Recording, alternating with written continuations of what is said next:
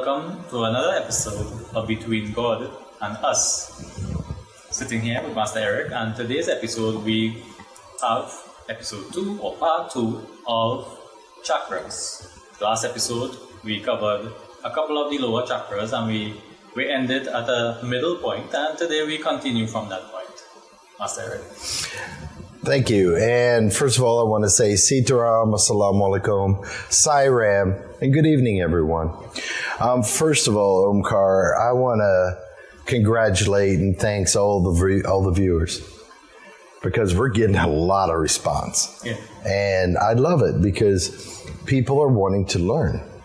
And I'm glad that you approached me and we're doing this joint venture because it's been very positive. And it really shocked me a little bit because I didn't know how people would entertain more knowledge. I'm not going to say what they knew was wrong, but it's new, more expanded knowledge. And now we're going to go even deeper on the chakras because this is very important for people to understand. And I want to say again before we even start that chakras, adjustment of chakras, the function of chakras has nothing to do with religion. Nothing. God gave everybody this, and they should maximize it and learn about it. So, when you say God gave everybody, is part of our design? Correct. And in the design of the body, remember, and then we'll talk maybe 10 shows from now, but on the medical aspect, what we're doing. Okay. Everything's about energy in the world and how everything affects our energy. We talked about negativity. We've talked about many different angles that can affect the body. But how does it affect the body? It's through the chakras. How does the grow of the planets, the affliction of the planets? When you have a grow, how does it affect your body? It's through the chakras. Yeah. So this is where we're going to get into, especially probably next show, because which planets affect which chakras. And what do you need to do to adjust the chakra, like you do a puja, to appease the gra? You cannot get rid of the gra, just like a puja. Right. It's to appease, lessen it, but we cannot get rid of it. So you pretty well go through life pretty easy if you adjust accordingly by the gras or your patra. So we'll get into that. That's more next week, but that's a teaser because this information needs to go out and let the people decide what they need. Mm-hmm. People shouldn't dictate what they need. A person should be able to listen, rationalize it, and say, hey, I need to do this. Let me do this. Yeah, because the reason I'm asking, I know I kind of continue from getting into the chakras, but so like for a Christian or a Muslim or somebody who is beyond, well, obviously have other religions. I think I say have 4,200 religions. Right. They will have different ways they adjust. They don't know how to. Okay. Because Hindus have Gra Puja. Right, but that's not adjusting your chakra. Right. That's just to appease the planet. Okay. So when it comes to actual adjustment of the chakras, I don't know anybody in Trinidad besides me that does it. You have to be specially trained in that. Yeah. This is something that is not handed down by tradition. Yeah, because I wonder, well, how come... Like, I think the Muslims have these Sufi saints who are more mystics. Right. They have their sector. But what I'm saying, the younger ones that is being trained now, just like in Hinduism, they don't have the full knowledge of the old ones. They didn't give all the full knowledge. You cannot learn that in 4 years training. There's no way. So this is why... I mean, like the imams, they do 4 years training. They do pretty much serious training. In Mecca, you're talking about the... In the Middle East. Yeah. And that's handed on down to here. Yeah. So what I'm trying to say is when people get the information, it's critical because now they can decide and say, you know, this sounds like what I'm experiencing, or this is what I have. And now they come here and they'll say, hey, Master, I have XYZ. can you check my chakras? People can come in and just have their chakras checked. Yeah. And I will tell them, okay, this one's off a little bit. This one's to the left a little bit. This one's open a little bit. Yeah. Too much. And this is why you're experiencing certain things. Yeah. And when you make the adjustments, you see a total difference in the person. The reason I'm asking that line of question is because chakras is something traditional with yoga, you'll get chakra. But the other major religions or even minor ones, they don't have a system to address the influence. They don't even really talk about it at all. Okay. Some of it class it as Middle Eastern religion. Right. So they shy away from it. Right. But the modern Western world now, the younger people, are more into the chakras because they research, they look. Yeah. But my age and a little lower and above, they're taught not to look at that. Well, you can't show me anywhere in the scriptures where it says you should not adjust your chakras because it's not religious based. This is what I'm trying to say. If you want to make a connection to God, you have to balance your chakras. Yeah. You have to. So if it wasn't so important, there is 2 major important dates of the year that is the best to adjust your chakras. And that is Shivatri and Diwali. Now, all right, just wait to clarify that. To adjust your chakras. I recently learned that like Diwali has 5 days or something. It's 5? Which the day of Diwali, or is it in that 5-day period? No, it's a window of 72 hours. Right. Okay. That you could do it. But if you do it exactly on Diwali day, it's the most powerful. Okay. So you're going to know me this Diwali. You didn't know me last Diwali. Mm-hmm. But the public wouldn't know. But there's pundits that will show up here and ask me to adjust their chakras on that day. So, but the problem is they don't let the people know. Yeah. All right. Because I had a question there now. They had this knowledge before meeting you that they have days to adjust chakras, or they learned it through you? No, they didn't learn through me. They knew before that they have this. Oh. Correct. So they found that through research or older heads. Okay. And the older heads, if you notice, when they go to satsangs and stuff, they really don't speak out much. Yeah. They keep quiet, right? Yeah. But you don't know what's going on in their head because they see things that's not going right. But they don't interrupt. They don't want to, stall the procedure, rock the boat. But knowledge has to come out, Omkar. Yeah. It's very important. So last time we went through the first 3 chakras. And now we're going to start with the 4th chakra. And in the Western world, they call it the heart chakra. Mm-hmm. Okay? Now, the location on the spinal, I always give the back location of the body and the front. You can make the adjustment either on the back or the front, right? So the spinal location, it's right above the 5th thoracic joint of your back on the spine. So the 5th thoracic is just above, just imagine where the bra crosses the back of a woman, right there. Okay, right in that general area. Now, the front location is the center of the chest. Now, the color that chakra actually produces is green. Okay? And I keep giving the number of petals to the audience, and I'm going to say next week, what is the importance of the number of petals that each chakra has? This is what's not being taught also, okay? Now, the organs that's affected by the heart chakra. 1, your heart. 2, your lungs. 3, blood circulation throughout your body. And your vagus nerves. Okay?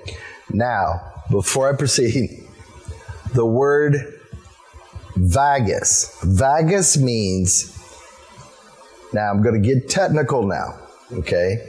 Vagus means each of the 10th pair of cranial nerves. Okay. So every 10th pair is your vagus nerves. Okay, and that's very important.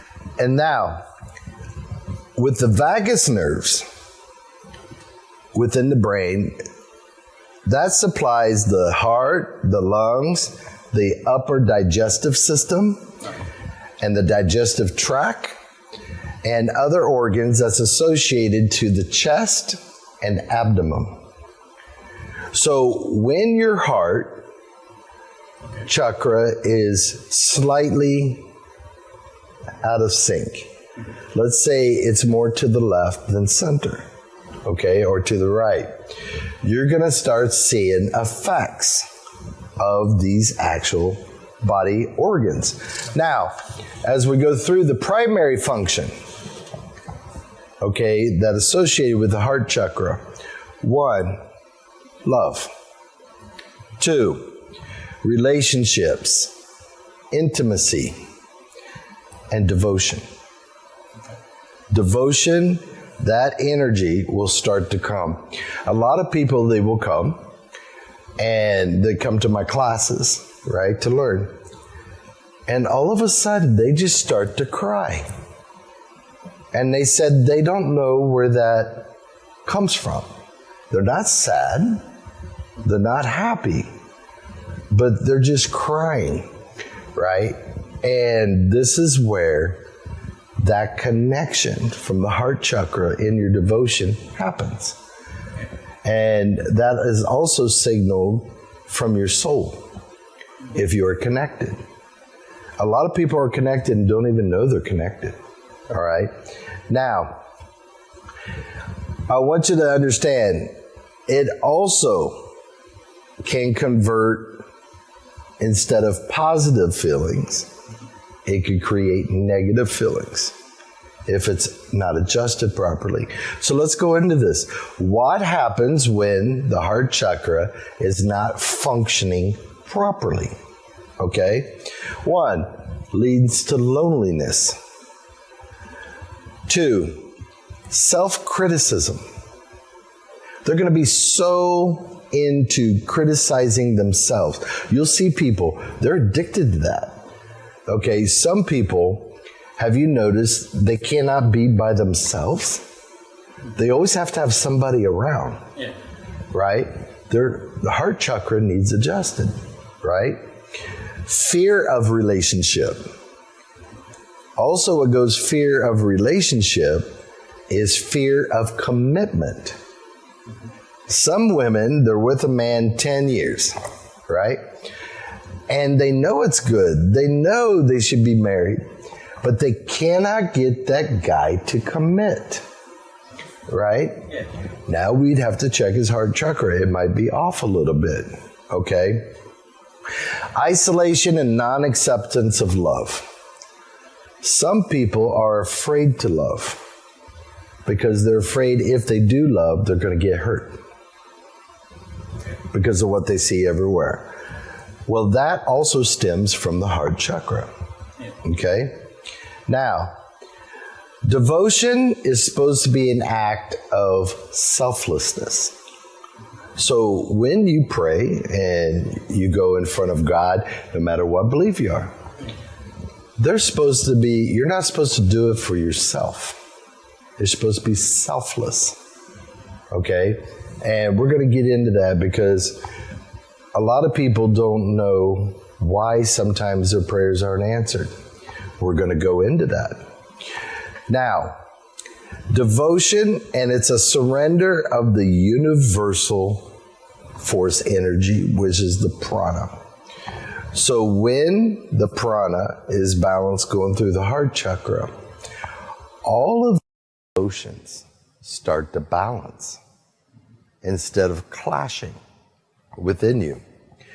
Now, love isn't just about being between two individuals. Love is also between you, your soul, and God. So when this heart chakra is unbalanced, there's going to be doubt of that relationship you have with God. There's going to be doubt. Is God hearing me? I'm not seeing anything, right? This is where we have to check. So when we start looking at everything with the heart chakra, and I did mention last program about the person said he had to have triple heart bypass. And then when I checked him, I said, I don't see it. But he went to Miami, got checked by one of the best cardiologists. And long story short, diagnosis was correct that we said. And then number two, they were even investigating before this happened about chakras in India, that they're saying there's big benefits to a person if you do balance the chakras, energy-wise, everything. So that pretty much covers the heart chakra, but do you have any questions on the heart chakra? Yeah, well, I have one major question. Because a lot of negative things that you mentioned, to me, could be environmental. From, let's say, trauma, from you might cause somebody to be emotionally damaged. Bad relationships, bad love between men and women, or parental love relationship might cause problems in terms of emotional trauma. So is it that physical circumstances influence the chakras? It can. Yeah. They could also be stimulated by music, different sounds. This is where people make their mistake. What mantras stimulate and what sound? You just can't give a person the mantra and not describe the sound. This is where everything's being lost. So as we're going through, the number one rule is when you're dealing with chakras, you have to have a guru or somebody learned to help adjust and regulate your chakras. If you research it, if your chakras are open too fast or closed too fast, there has been people that's gone mad. Yeah. Okay? So you have to regulate. You just can't watch a YouTube video. Because let me tell you something, everybody's body reacts differently. So you have to be very cautious about this. Yeah. Now, back to the question about the trauma, where I asked about, because some people, they'll go through emotional trauma in their youth and come out very loving.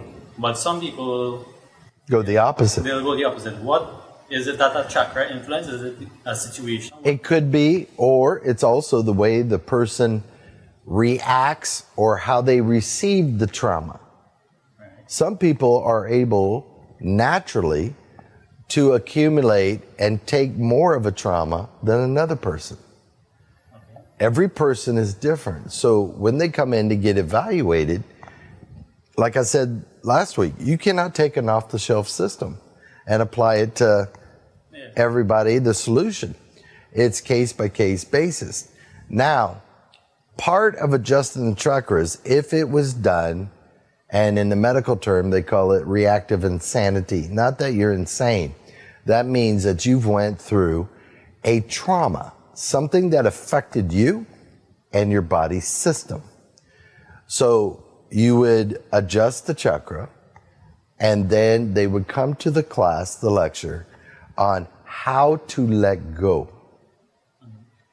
People hear you have to let go, but everybody will tell you, you tell me to let go, but what's the procedures? How do you let go? So that's something coming up too. And as you see all the chairs out here, we have classes during the week. And I'll start letting people know on Sankhya, when we're going to do it. Now, let's go to the 5th chakra. And the 5th chakra in the Western world is called the throat chakra. Okay? It's located on the spinal side above the 3rd cervical. Now, in the front, it's center of your throat. Now, a lady came into the office the other day, and you heard about it, and she started choking. Choking. Nothing would help. And when I came from outside back in, I just went and adjusted the throat chakra. She was fine. This was a spiritual choke. It wasn't that she choked on a potato chip or something like that. So there's a lot of examples how you can help people, even on the fly, with the chakras. Now, the throat collar. Now, this, people, varies from what you read. What I've wrote into this and compiled is 33 years worth of experience. Now, I'm telling you the exact locations. I'm going to tell you the real color of these chakras, okay? And just to clarify, so this is you won't find this in a textbook or any book on the internet or information if you Google it. This is you. Yeah, the way I've got this laid out with the petals, everything, right? The number of petals is even different, right? The colors have differed.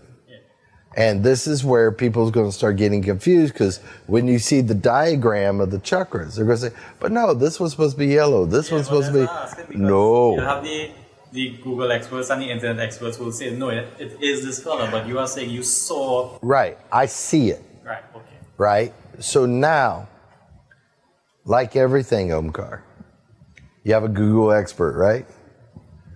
How often do they physically adjust a chakra? Never. See, this is where we have to let people know. Now, I prove it by when we have the classes. So when I start saying the mantras and they're just meditating, they're going to tell you. You don't tell them what colors they're going to see. They tell you when they're done which colors they see. And it's these colors right here. I don't even tell them. Now, they're going to know now because I'm doing the program. But before the class, they don't know what color's what. And this is where you start seeing the truth. The truth is coming out.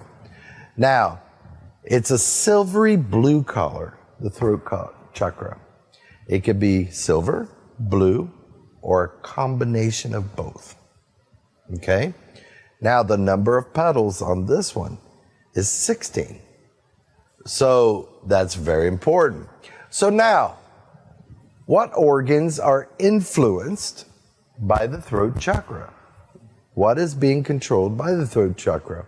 1, your larynx, your respiratory system, and your vagus nerves again. Every 10th pair of the cranial nerves in the brain. So what happens when the chakra isn't functioning properly? Right?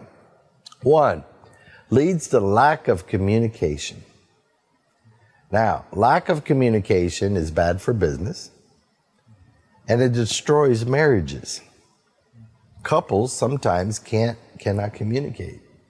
So this may need to be adjusted, maybe on both partners or maybe just on one partner. It depends. Expression of your emotions.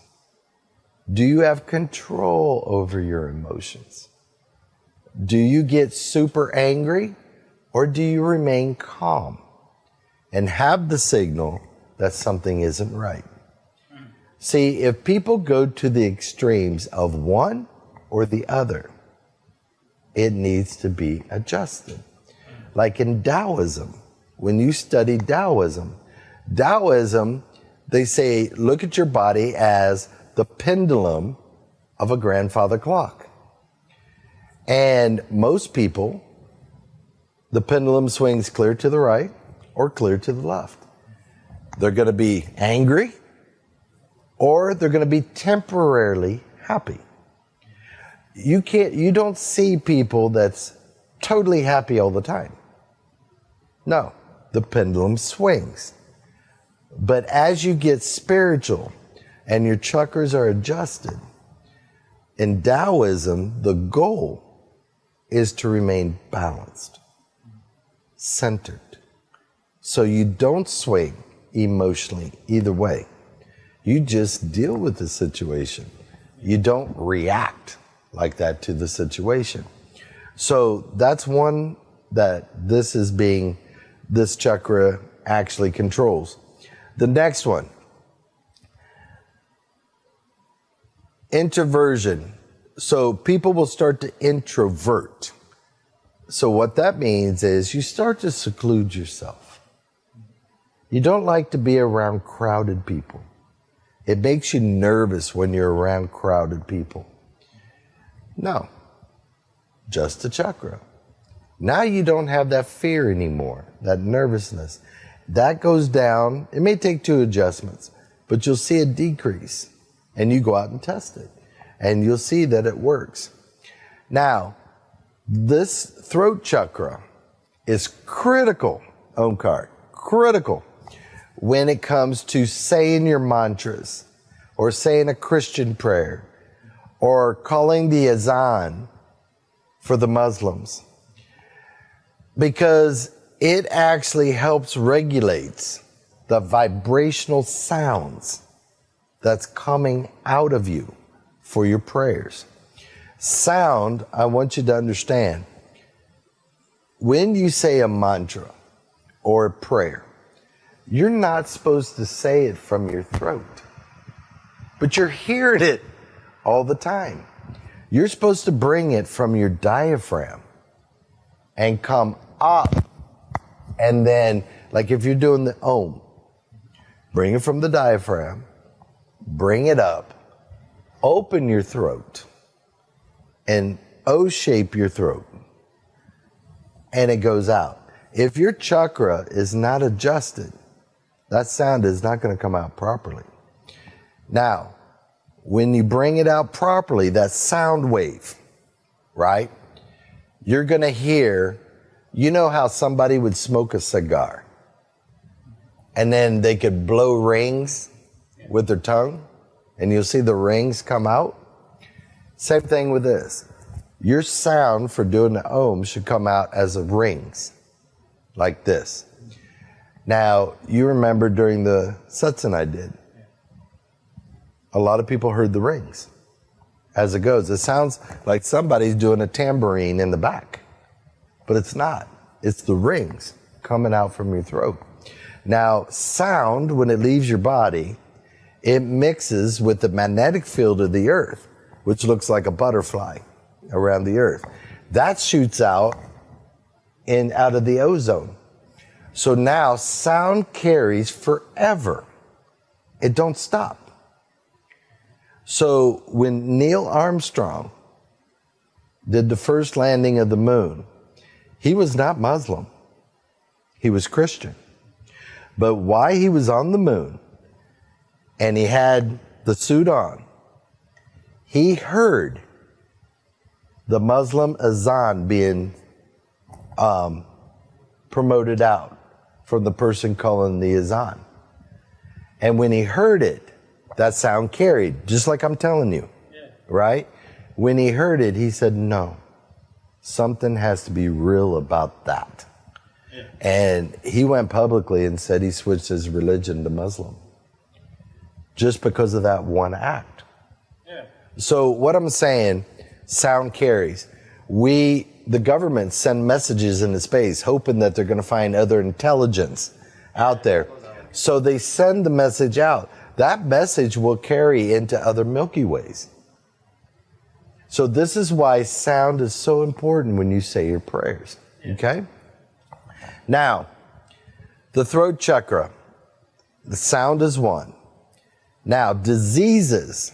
Remember I mentioned quite a while back about diseases always develop in the ethereal state of the body before it reaches the physical state of the body. So, when the throat chakra is out of adjustment, okay, it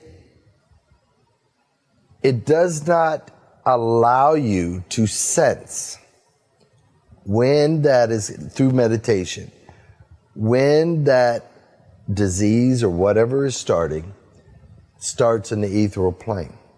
So it's like an early warning device, okay, for people who are deep in meditation, so that yogis, they can catch it. And yogis will expel it before it even reaches their physical body. So this is very important for them. For regular people, it's important, but the sound is more important, because most people don't meditate into the ethereal state. Okay? Now, the chakra, when it's properly, I said the rings.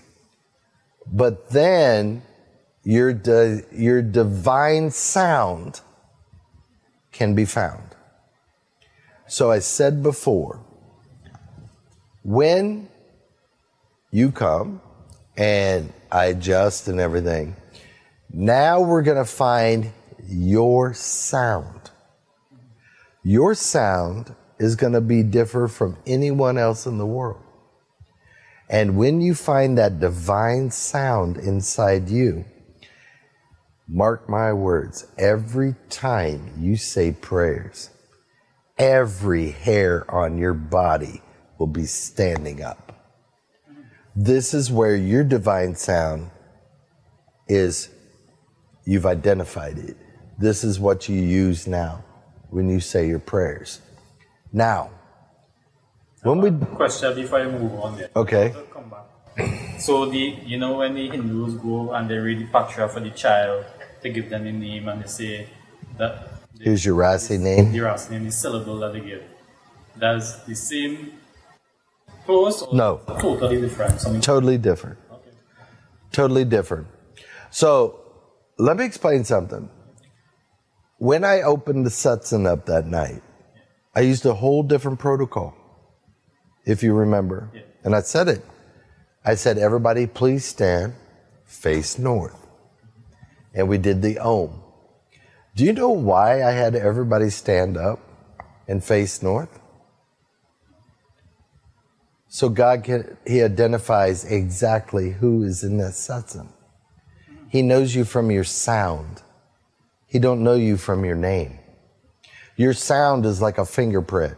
Yeah. Nobody's voice is the same. So I didn't explain it in the satsang, but people are listening now. It's to identify. Even before you do puja, you're supposed to say Om 3 times. Well, that isn't just to praise God. That's to let God, He'll say, oh, that's my beti. There they are. Yes. That's all right. I have a question there, right? Okay. This one might be more of an offensive question. When we do in a puja, we face east. Right. So when we chant... The direction of east. That is the general direction of people that pray. Right. Okay? Even in Hinduism, yeah. I mean not Hinduism, Muslim, right. They all pray to the east.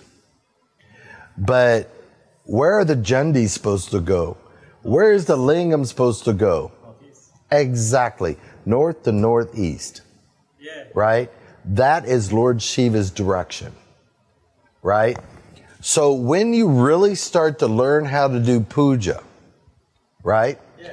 Every deity has a different direction. And this is what we're going to go into in multiple. But for the common person, yeah. Facing east is good. Okay. That's the common direction. But some of the masters are not east. Sangini Di Baba is due north. Okay, Lord Shiva, northeast. And I could go on and on. When you do different deities on the Bedi, yeah. Right? Let's say you're doing, all right, Kalbhairav, right. One of the masters.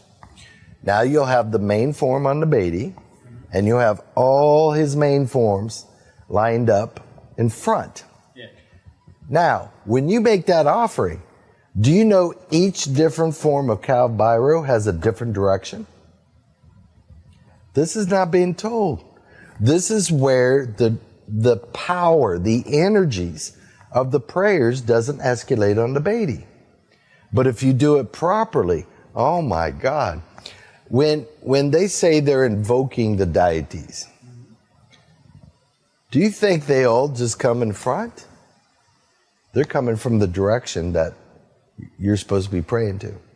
So one might be behind you, one might be on the side of you, one might be here. Yeah. This is what's not being taught. But bet your bottom dollar, we're going to see in other programs. Yeah. Okay? So we learned about the throat chakra, the divine sound, okay, how it affects the organs. It's a very important chakra. Now, let's go to the third eye, the next one. This is the one it's famous.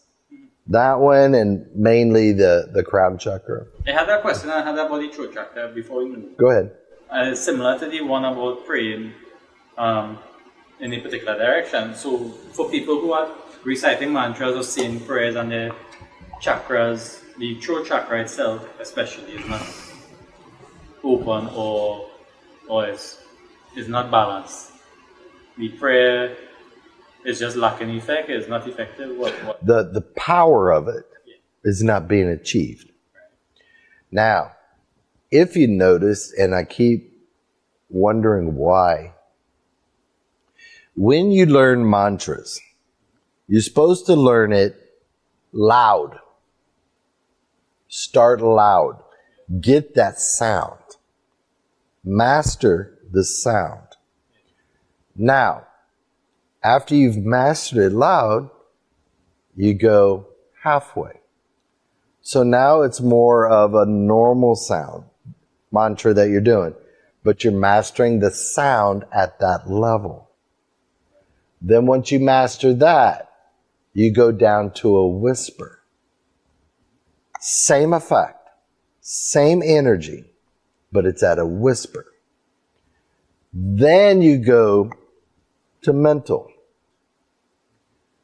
Same effect, same power, but it's mental. So, and I've done it in the past where you go to a Shakti temple and I was in the back and I was like, let me recite my mantras, not what they're saying. And in my mind, you're reciting the mantras and you'll start seeing people manifest. But nothing is being heard from your ear, right? This is where telepathy comes in. And telepathy comes from the third eye. It's a mixture from the third eye, crown, and throat chakra. And once you can blend and bring that connection in pure, you can actually read minds. You can actually, if a real manifestation comes up, no one has to speak. They can read your mind. So then, you don't have to say nothing. That deity should be telling you what you're thinking, answering what you're thinking. This is where you start seeing the boys from the men, right? So the chakras are very important in many aspects, okay? Now, the third eye. Now, it's above, in the back on the spinal side, the second cervical. So it's right here, right? So if you take a line, going right here. Now, between the eyebrows is the frontal location, right? Now, here's the color. This is going to confuse people. If it's properly adjusted and balanced, it's going to give you half rose, half yellow, half blue. No, half rose, half blue, yellow, and purple. So everybody looks at the purple. Looky here on the chart behind you. Purple. Right? But in reality, that is not a proper definition of the color.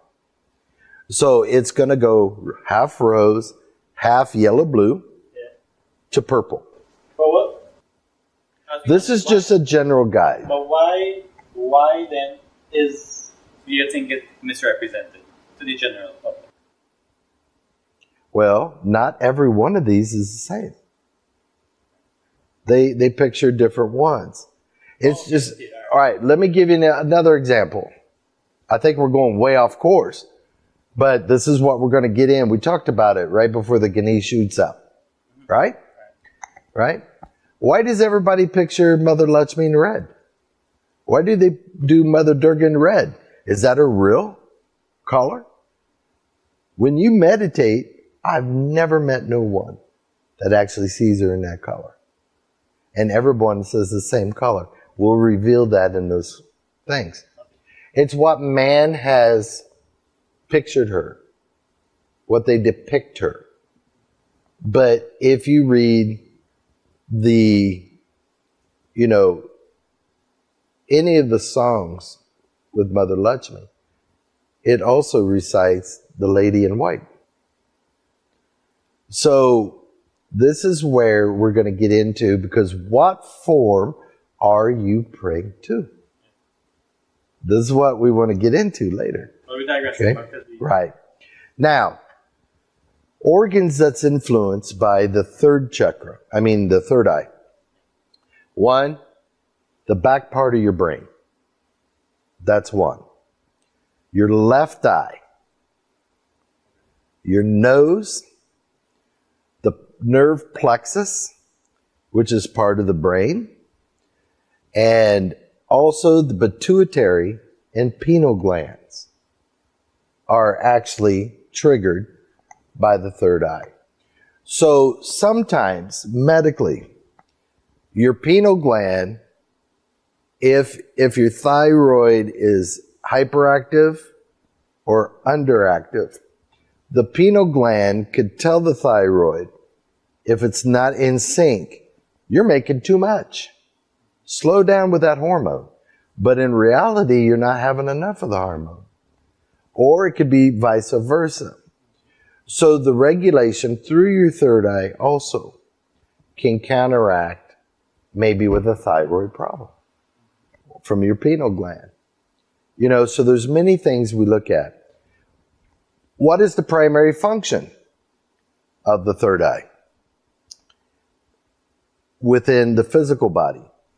Which is pattern recognition. How you distinguish how you're going to make a decision. The patterns that you go into. Some people fall into the same pattern all the time, and they end up in the same situation all the time. Right? So you would be able to recognize that the pattern needs to change. Okay? You need to make different decisions. Connection to the rest of creation itself. Intuition, dreams, visualization, and imagination. So people that their third eye is open properly and balanced properly, they're very creative people. People that invent things. And this is where a lot of people are lacking. And it's not that you can't do it. If you just get your chakras properly adjusted, you'll start seeing, even a child, you'll see that they'll be better in school. They're going to be more creative. So God gave us all these abilities, but then we think we're limited by what we learn. But what we learn is the physical. You need help and balance with physical to spiritual. And you'll be a lot better off in life. Now, what can happen if the third eye is not adjusted properly? One, lack of imagination. You're not creative, right? Hard to focus. Poor memory. Some people will bring their teenagers and they'll say, last year he was doing so good, but this year he can't remember nothing. But once we adjust the chakra, boy, he's back on track. Okay? Now, difficulty in visualization. You can't remember your dreams, no matter what. Some people say, I know I dream, but I can never know what I dreamed. Well, because it may not be adjusted properly. Okay? Cause of mental blindness, to where you just blank out. Some people, when they take a test, they know the answers, but when they take that test, their mind goes blank. Mental blindness. Okay? Prefer to be alone. People with third eye that's out of adjustment, they don't like to be in charge. They're the ones that like to let somebody else be in charge and you just follow. Okay? And they prefer to be, they're complacent. They're easy to please. They're not the ambitious type to go out and really jump at something and try to make it happen. So all of these stem from the third eye.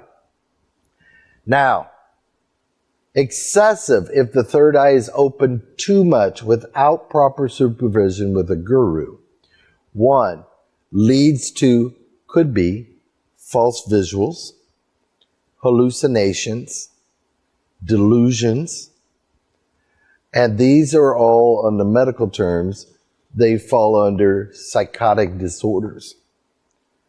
Now, this one is critical because there's been a lot of people that was diagnosed from a psychiatrist and doctors with schizophrenia. And they were going to go to St. Anne's. But before they went, they come. And when I checked them, I'm like, wow. These 3 chakras here is way off. So that means that person is like the internet highway. Everything can be coming in all the time. And they'll hear voices. They'll have hallucinations. And when we went, it took 3 adjustments.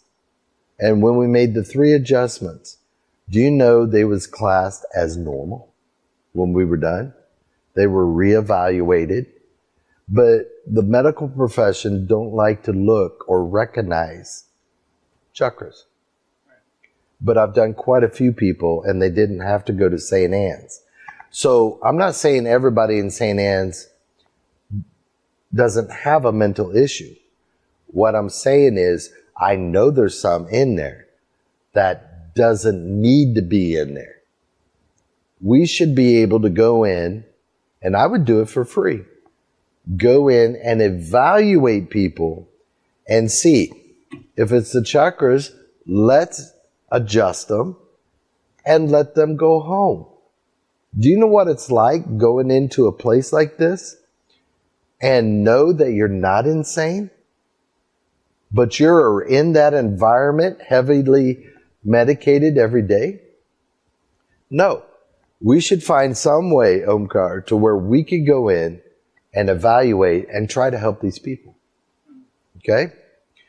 So, the element of the chakra of the third eye is light itself. Okay? The third eye is the direct link to all the other chakras, also to the kundalini, also to your soul, and also to God. So this chakra is the main, most important chakra that needs to be perfectly balanced. Okay? Now,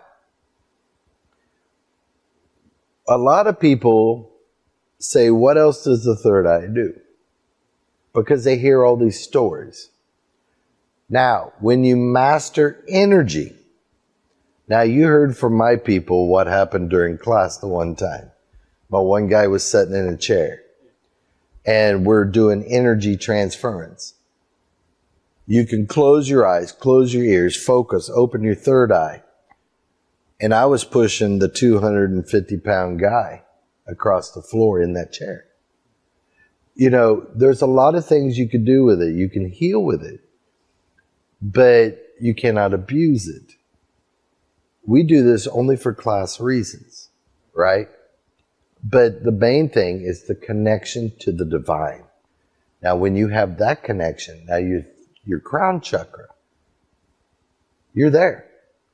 There's no more you need in life than having all your chakras balanced, all your organs functioning a lot more normal, you're balanced. Now you can connect with God. What more would you want in life? A lot of people want that connection with God, but they don't know how to reach. They don't know how to make that connection. And technically, it's very simple. But people aren't being taught. So this is why we're doing the classes. I've got a question about the third eye, which is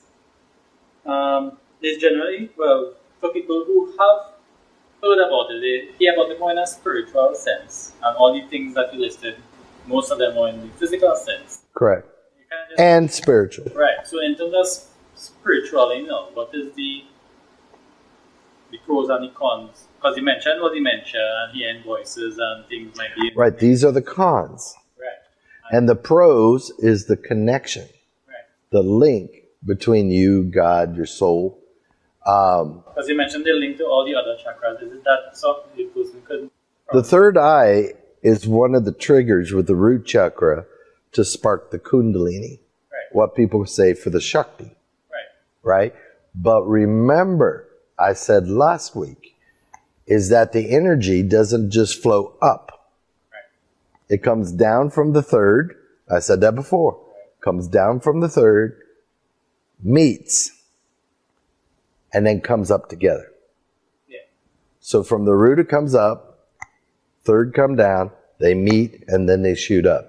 That is not being taught. And this is why a lot of people are caught off-centered when they get Shakti. You'll see them jump all over the place. They're not centered. Okay. And you have to center. A real Shakti comes up strong and solid. They don't go all over the place. Okay, so if those people out there are getting Shakti and they're going all over the place, come, we'll center you. And then they'll go back, and when they manifest, that power's coming solid. Okay, they're not losing the energy within the movements.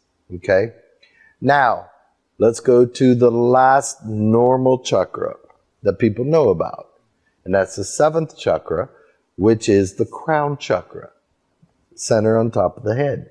The color you're going to see, the center is going to be white, and the outer of the collar is going to have a golden ring. Okay? Now, this one has 12 petals on the inner circle and 960 petals on the outer. Okay? Now, the organs, the higher brain, right? The right eye. Remember the... Correct.